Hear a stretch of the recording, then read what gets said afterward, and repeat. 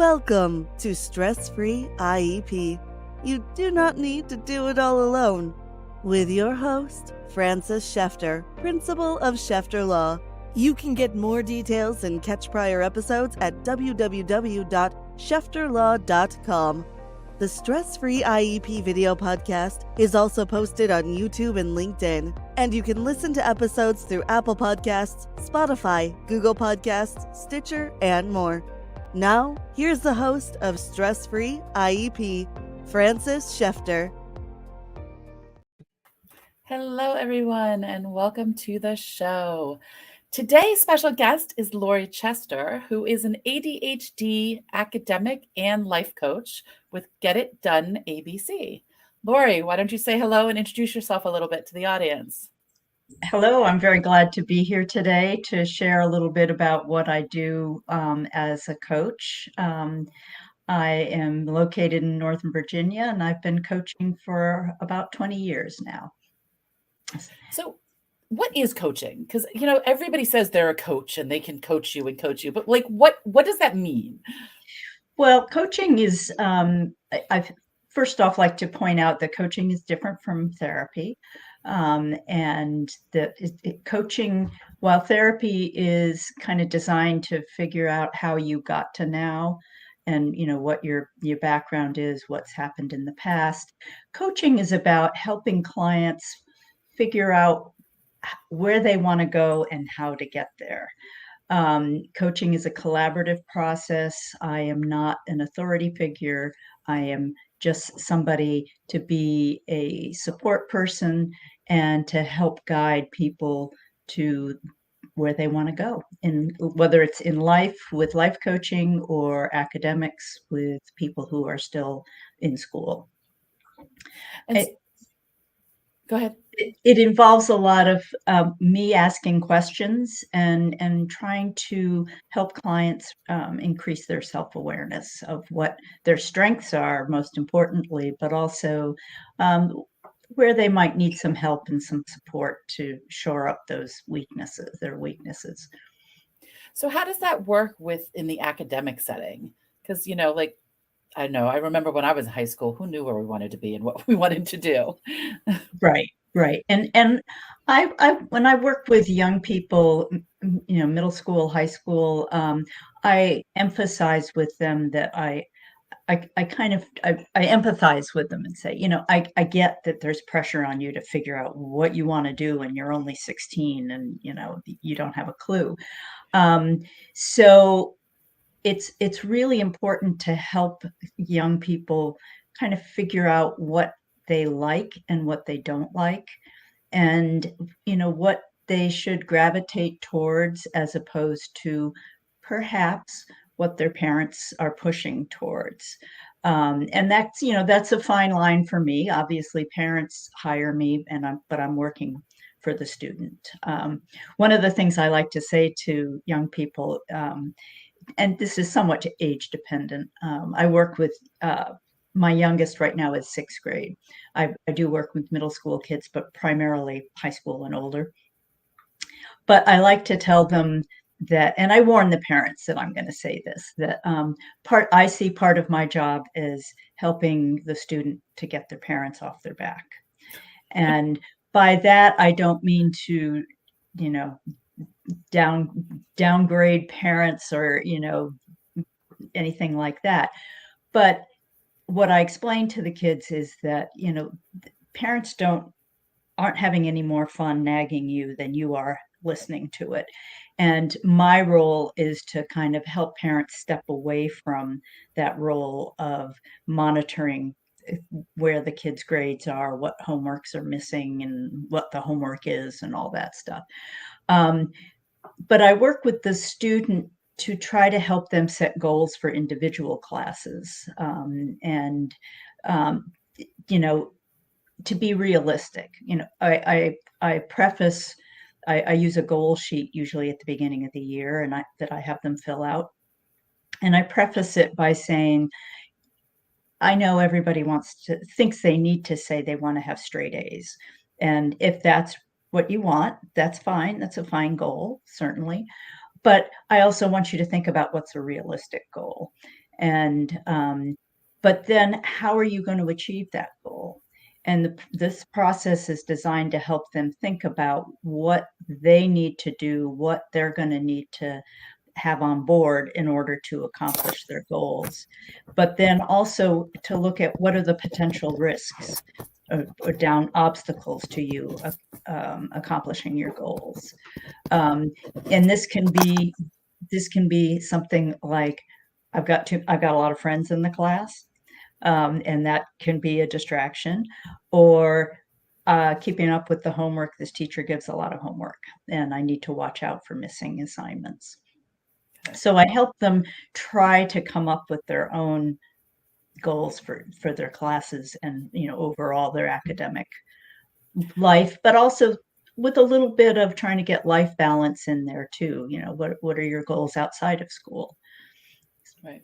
I want to go back to getting your parents off your back, because as a parent, I was like, wait, I can pay somebody to do that? Like, I don't want to be on my kid's back. I want to play Yes. games with them. I don't want to have fun. I don't want to be like, did you do your homework? Did you do this? Did you do that? Because it's frustrating for them as well as me. So I'm thinking you give the kids more independence by helping teach them, right? And it's practice in using a resource. I explain to them we all use resources. I don't frankly do my gardening work because I kill plants. That's just Me not my too. forte. So I hire somebody to help with taking care of some of my yard stuff. I hire somebody to cut my hair, because if I cut it, it would be silly. But so it's practice in using resources, because some of these people, they might need well, we all need resources regardless. Right. So it's practice and independence in that realm. And as far as what I say to parents is, I'm not out to disparage you at all. And much of what your student is going to hear from me, they will have already heard from you. But there's a chance that they'll listen to me because Exactly. I'm not you. Yep. But I said I do think that you get credit for it back in the recesses of their minds, where they think, maybe mom did know what she was talking about. Right. Exactly. So it really legitimizes what you've been saying. But the other part of it, what I say to parents too, is that as time goes on and kids get to be, in their teen years, you want to be careful how you use your parenting chits, and that you don't necessarily want to be using them looking at every homework assignment and being sure it gets done, because you need to have the strength as a parent to step into issues that might be much more important, frankly, than whether there's a missing geometry homework. So it benefits the parent and the student to have an outside person kind of keeping watch as much as or a little as is necessary. I also assure parents that if I see stuff that I'm worried about, I'll let you know. If things are tanking, I may need to let you know. If your student says something to me that worries me, and I explain that to students as well, that I do need to share that with your parents.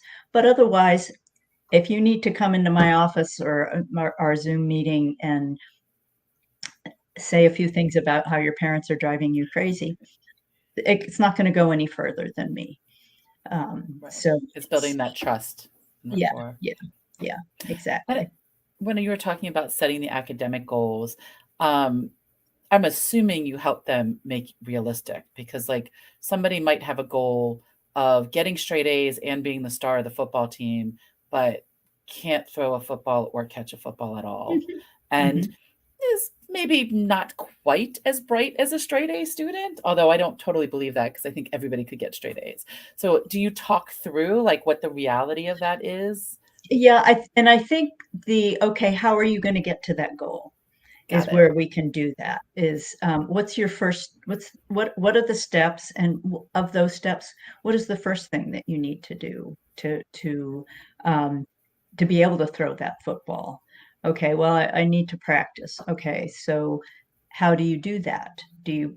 Can you practice alone, or do you need to have somebody there that you're throwing the football back and forth, or somebody who can teach you how to throw it? So kind of breaking down, and sometimes, coaching is about asking powerful questions so that the client comes up with an answer. That doesn't mean that I don't make suggestions, and put out, a menu of ideas if it comes to that, if they're struggling to find an answer.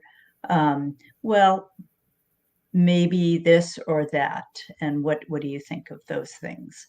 And we might sort of analyze those. So yeah, we try to bring it to an attainable place by looking at the steps involved in getting there. Right, because there's only so many hours in the day.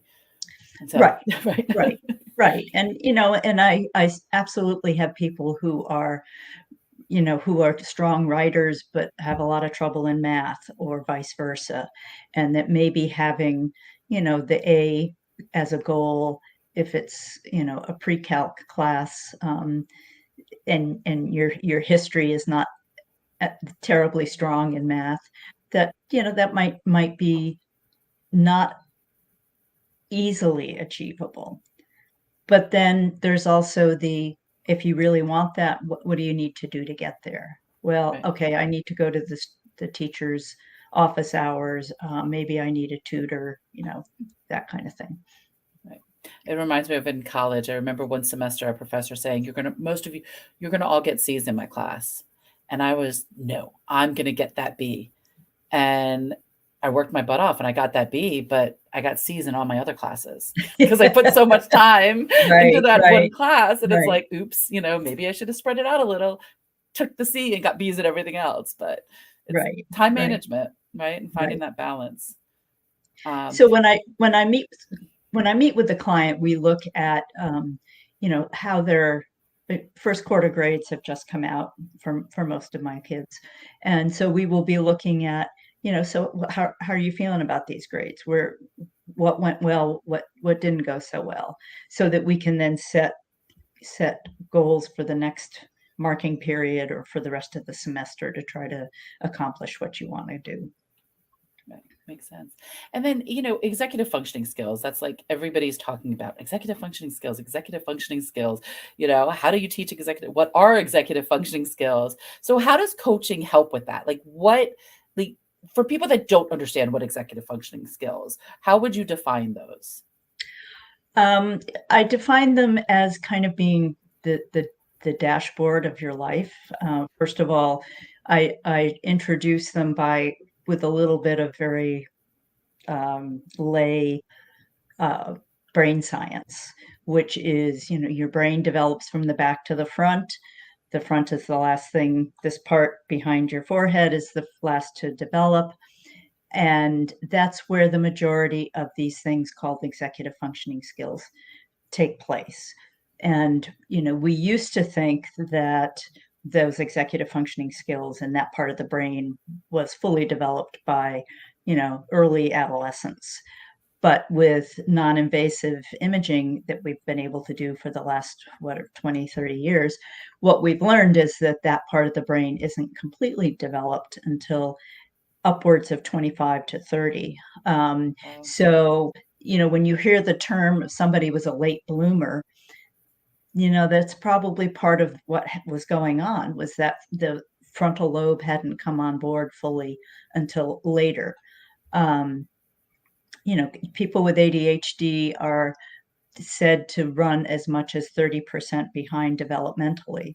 So there, your 16-year-old may be trying to manage executive skills, intensive tasks with a brain that's really more like a 13, 14-year-old. And that can be helpful to parents to help them understand.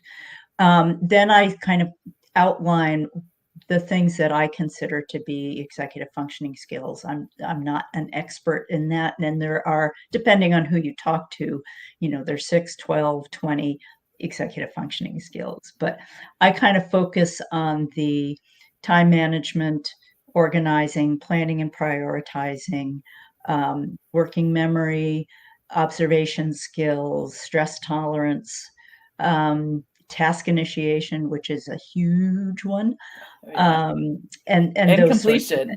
things.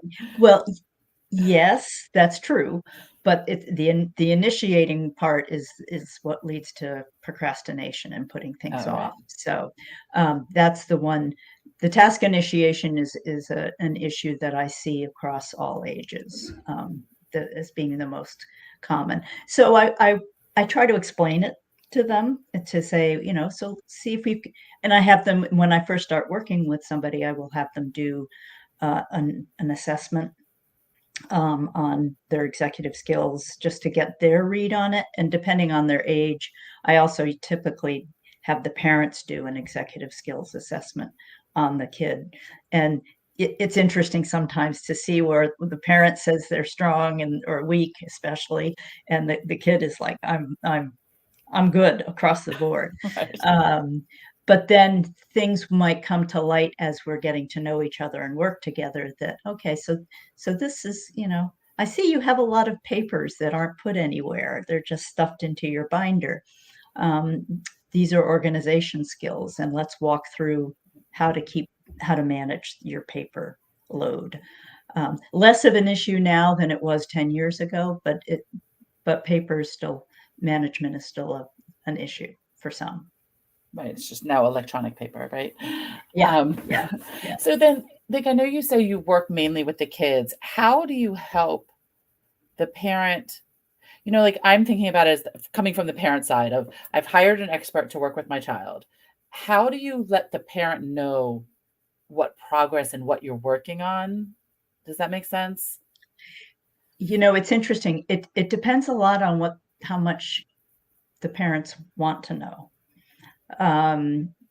There are some parents of kids that I work with that I have very little contact with, actually. I'm very upfront at the beginning. I don't guarantee grades. I can't make them do the work. And I can't make them do it correctly into whatever teacher's specifications might be.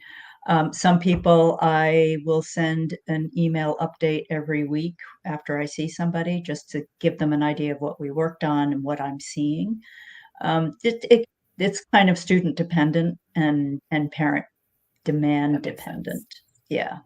That makes sense, because sometimes, you hire the professional, like that's why we outsource, like you said with the planting. I kill plants. I used to, when I lived in Florida near my mom, I would bring a half dead, plant that was almost dead to my mom and switch it out for a live one, and she'd bring it back to life, and then I'd switch. So it looked like I could keep a plant alive, but mom was doing it. So it just, how much do you want to be involved, and what do you want to be doing? Yeah. Right. Yeah. There's some of that. Now I had a girl I was working with a number of years ago. I think she was in 9th grade in a large public school at the time. And I remember her telling me that I got a text message from my mom during my history class. She had been on Power School and had found that I was missing this assignment, and she sent me a screenshot of it. And I said to her, "Mom, you can't be doing this while I'm in school." And so, I mean, that was an instance where I very delicately talked to the mom and said, I'm watching this. So, and if I see stuff that, you really need to know, I will let you know. But I ask of you that you work on stepping back from that, because she was checking Power School like every day, multiple times a day, that kind of thing. She was really very into it, and she was very receptive. And I was delicate in my presentation, but and she did back down and or back off a little bit, which helped her relationship with her daughter. I'm sure. And her daughter did just fine. She's a sophomore at University of Tennessee now. Oh, wow. So, she's she got through high school just fine, and she's doing fine. Yeah. And I mean, it's hard as a parent because you want to make sure your daughter, your children are doing well, and everything's happening. But it's we got to let them learn to fly on their own. And if we don't do it while they're living in our home, what's going to happen when they go away to college, right?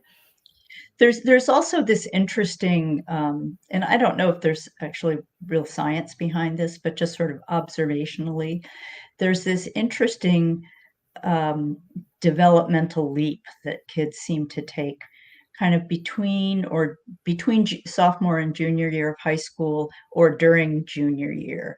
And I call it something that I won't repeat here, but I call it the "oh darn it" year. And the "oh darn it" year is junior year when you realize, oh darn it, I only have one more year of high school. I need to get my stuff together and figure this out. And there does seem to be a shift in kids sort of during that junior year period, and certainly relative to sophomore year. And I think it's a executive functioning, a frontal lobe development Which that makes helps. sense.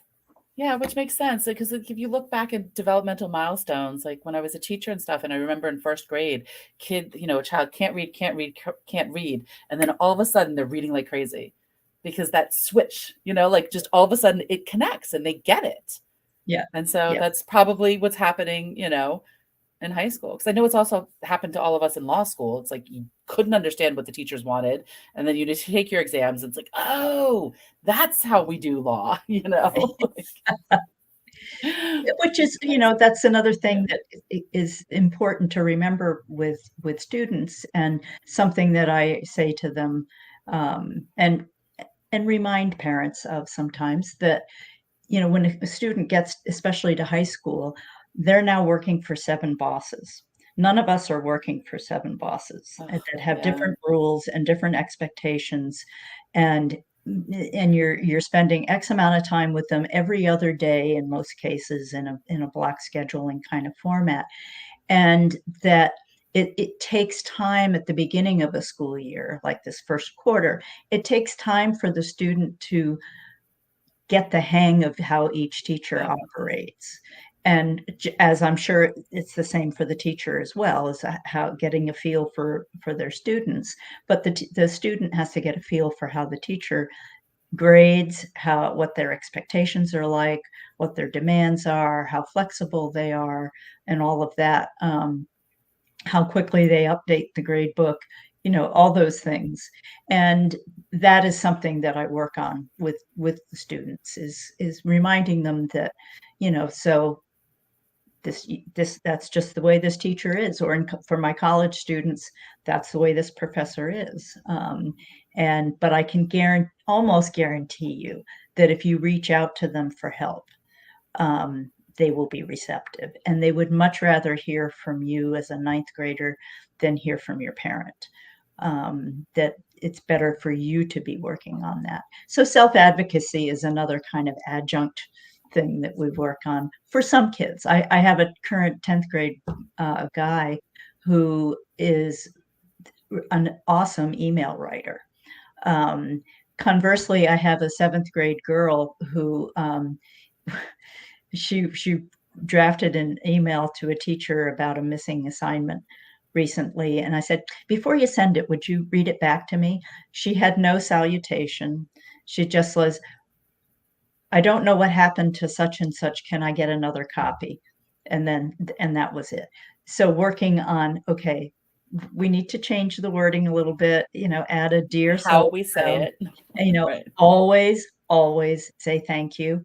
And, working on some of those skills as well that go along with growing up.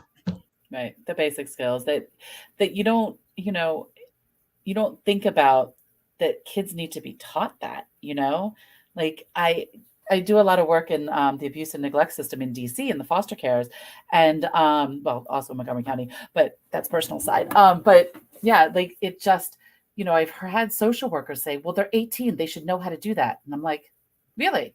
Who taught them that? and it's that reality check of, and it's the same with our kids, even that aren't in the abuse and neglect system, and all kids. Most families now are two working, both parents Yep. are working. We don't have the time to sit them down and be like, oh, this is what you need to do. And this is how you do it. This is the language you should use. So Mhm. you are able to step in and help with that. Yeah, yeah, and I do that with some frequency.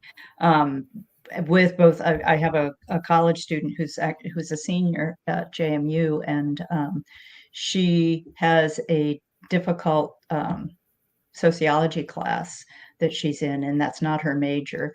And she had another test coming up, and she's in the C range with her grade, and she is afraid to go see him during office hours.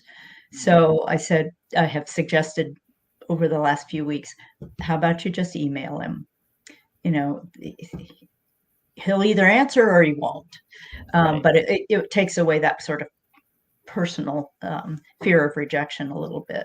And then after our call, I said, okay, when are you going to do it?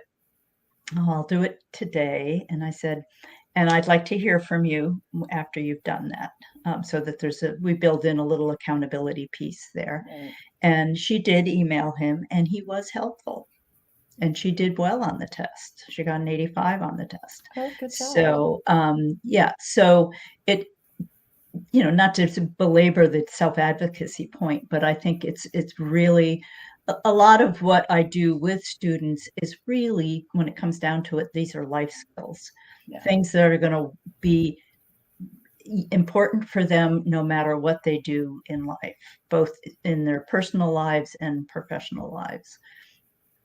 Right. And it's, I know for me, doing the self-advocacy, like, builds self-confidence. Because it's like, you're so afraid to do it, so afraid to do it. Just the same thing as procrastination of things. I don't want to do it. I don't want to do it. Once you've done it, it's like, oh, wait, that wasn't as bad as I thought it was. Like, I can do this. Yes. And then it just gets easier.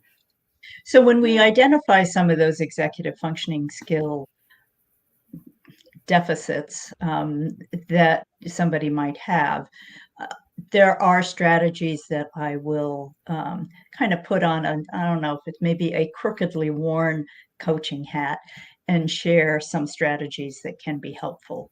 And one of the strategies that I share with kids on task initiation is trying to use what I call a 10 or 15-minute burst, which is committing yourself to doing it, whatever it is, just for 10 minutes. You only have to do it for 10 minutes. Set a timer, whatever works, but you only have to do it for 10 minutes. And, somebody might say, well, I know it's going to take me a lot longer than that. And I said, well, it might, yeah. But the point is, you're not able to get yourself to do it right now. So maybe if you chunk it into a piece by time, or, I'm only going to do 5 problems on the 20-page homework sheet. That will get you started. And I said, the little trick to this is that very often, once you get started, the 10 minutes goes by and you look at, and the buzzer goes off and you think, oh, well, I only have another 10 problems to do. I might as well keep going. And you're more likely to keep going and accomplish the task. Right. As my uncle used to say, that 99% of working out is getting yourself to the gym. Yeah. Because once you're there, but that's it. And it's the same thing. Once you start, it's the starting that I know for me also with procrastinating stuff. It's the starting that gives me the anxiety and stress. And then once I started, it's like, oh, okay. And then finishing is much easier. So I see where that helps. And the same can be true with organizing. I had a girl once years ago who was incredibly disorganized, and the papers in her backpack were like all over the place, but she was very, very, very anxious about throwing anything away, or doing anything about it. So we did a 10 pieces of paper limit. We'll just handle 10 pieces of paper, and that's all. And chunking. Yeah, we call in the IEPs chunking. That's what she was able to do, and that's what we did. We didn't make a whole lot of progress very quickly, but it at least started to contain the issue. Yeah. And that's the thing. It's, progress quickly. I know a lot of times parents might, and the kids themselves might have expectations that are not realistic when it comes to that. Because Yeah. sometimes, a little bit of progress goes a long way, and you Yes. don't realize that it takes time to build. So when you Right. work with clients, is it like, is it like a 6 month and a year, 4 years? What is the time period usually? It's very, very individual dependent. I have an adult that I've been working with, I think, for about 11 years. Wow. Um, and, you know, we have not solved some of her issues. But what another part of coaching that's important to remember is that coaching provides accountability. Yeah. And I had a girl a number of years ago who I had worked with. I think I started working with her in 8th grade. And at the end of junior year, I was still working with her. I said to her, and she was one who didn't have much contact with the parents. Um, I remember saying to her at the end of the school year, you know, I'm just trying to get an idea, but do you think you want to return? Do you want to work with me next year, the senior year? And she kind of was puzzled by the question. And she said, well, if you'll have me. Aw. And I said, well, of course I'll have you. I'd love to keep working with you. But I said, I don't think you need me anymore. And she thought for a minute. She said, well, but she said, you know what? I know every week when I come here, I know what you're going to ask me. I know what I said I was going to do. And so I always take time to be sure that I have either done what I said I was going to do, that I will be able to answer your questions. And she said that really helps keep me on track. So same with my adult. It's like sometimes she can't get stuff done on her own. Sometimes she does things during one of our calls. She'll write an email or send a text that she's been putting off on the call because she just needed that body double Right. aspect of coaching. But a lot of it is an accountability piece. Yeah. So I do have people that I work with for maybe 6 months, and we kind of go through things. I give them some strategies on time management, explain time blocking, maybe some stuff on organization, task initiation, etc., and study skills, which I also will work on with kids. And then they go on their merry way. Other kids I might work with throughout high school, in part because I'm filling that space that maybe the parents aren't able to do right now Right. for whatever the reason is. So it can be a short or long-term process. That Um, makes sense. It's just, and and it's interesting that she said, will you have me? Because what immediately came to my mind is that when kids have IEPs and they start doing really well, and sometimes schools will try to take the IEPs away. yes, And I've heard parents with that all the time. And I'm like, they're doing well because they have the supports in place. If you take them away, they are going to fail. And it's that argument. And I usually put it to that's like saying, okay, the person in the wheelchair can now get from A to B, so they don't need the wheelchair anymore. yeah, And yeah. that's the thing. It's like, so with coaching, it's you need that extra accountability and that extra checking in and making sure that's understandable. I can And see why. Yeah. there's a lot of what I do that is very repetitive. That we do the same thing at the beginning of a session, you know, for after we get through the few minutes of what have you been up to, what did you do over the weekend, that kind of stuff. But it becomes predictable, and the goal behind that is that I'm modeling what I hope they will start to do at home, which is usually looking at their grade book, looking at their portal, and figuring out what they need to do and when they need to do it. There's an interesting piece to the homework on the schools portals, and that is that I always pull up, if it's possible, depending on the school's portal. Um, I pull up the calendar view of their work because I want to give the student a chance to see time. because they have a very poor sense of time and the passage of time. So if you tell somebody on a Monday that it's not due till Friday or next Monday, that's like so far in the future, it's off their radar. But Right. if they look at it as a series of days on a calendar and they say, "Oh, I have 2 away games on Tuesday and Thursday, and, oh, I'm in a tournament this weekend, or we're going to visit our grandparents that weekend. I won't be able to oh, I really better start it tomorrow." Um, Right. Long-term because of planning. yeah, Yep. the long-term planning. Which makes sense. It's, I know my daughter will be like, well, it's not due till Friday. I'm like, yes, but on Thursday you have this, and on Wednesday you have this, and on Tuesday you have that. And then she's like, oh, so let's do a little bit now and a little bit tomorrow. And then she's like, oh, okay. She fights me sometimes, but then she'll, realize like, oh, it's Friday and it's not done, Yeah, So yeah, like, right. I guess I can turn it in Monday and work all weekend, which is no fun. Which Well, that's nobody it. wants to do, Yeah, exactly. Yeah, exactly. yeah. And then, I want to touch on a little bit, and I don't know if we can a little bit, but like I know COVID impacted these kids so much. Mhm. And, every age level, every grade, it's they missed out on this or they missed out on that and they missed out on that. Do you see a big difference in, our kids in their needs of learning this stuff due to the COVID era? It's very hard for me to put my finger on it, but yes, I definitely see an impact, and I especially well, because of the age group that I work with, it kind of eliminates the younger kids to an extent, but the transition from high school to college for some kids has been especially difficult because they missed a big hunk of high school, especially if they were in a school system or at a school that stayed virtual pretty much for a full year and a couple months. Um, they forgot how to be students Right.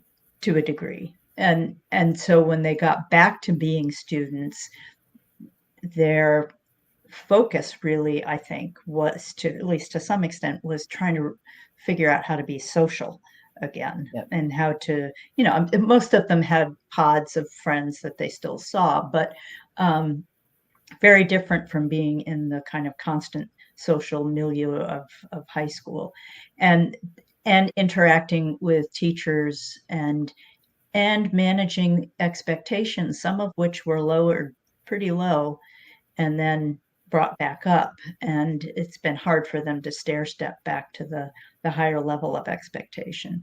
So I work now I have far more college students than I used to have. And I think that's very much a result of missed learning during high school Which makes when things sense were. because yeah, you only have so much brain power and, trying to do the academic and the executive functioning and the social and all of that, it makes it hard. So having somebody help you organize and just think through makes a lot of sense. Right, right. And the having to in time get dressed and get out of the house, those were Oh, big yeah. deals. Right. Those were big deals when you could no longer stay in your pajamas and sit on your bed. Right. Roll out of That's bed, put a, like, a big switch. yeah. And speaking of getting out of bed, that's one of the things that I do advocate with parents. I don't make it my business to tell them what to do, but one thing I will tell them, suggest that they do strongly, is not be the responsible for getting their kids out of bed in the morning, Mm, at least by the time they graduate from high school. Um, that it's a makes sense. huge life skill that kids need to figure out a way to get up, whether it Yeah, that takes makes 5 sense. alarm clocks or, an atomic bomb alarm clock, which does exist. We owned one once, and, because that's what will be the downfall of kids when they get both to college and beyond. I have Right. adults that I work with that struggle with getting up, and Yeah, that makes sense. can it jeopardize jobs and your standing in class. Right. That totally makes sense. This has been so awesome and amazing. So how can people, I know you said you're in Northern Virginia and you have an office. Do you only service clients in that area or? No, I work with college students now virtually. I've got somebody in Michigan and somebody in Tennessee and somebody in Pennsylvania. I have a high school girl in Pennsylvania. So, what COVID did do for me was that it forced me into the virtual world. And so I see some local kids I see in person, but otherwise I do work virtually. So I can meet with students on Zoom usually. And I usually ask for access to their school portal so I can see what they are doing. But I have students who are in school in DC and in Northern Virginia. I don't have anybody in Maryland right now. I haven't had we a don't lot of cross the Maryland. bridge.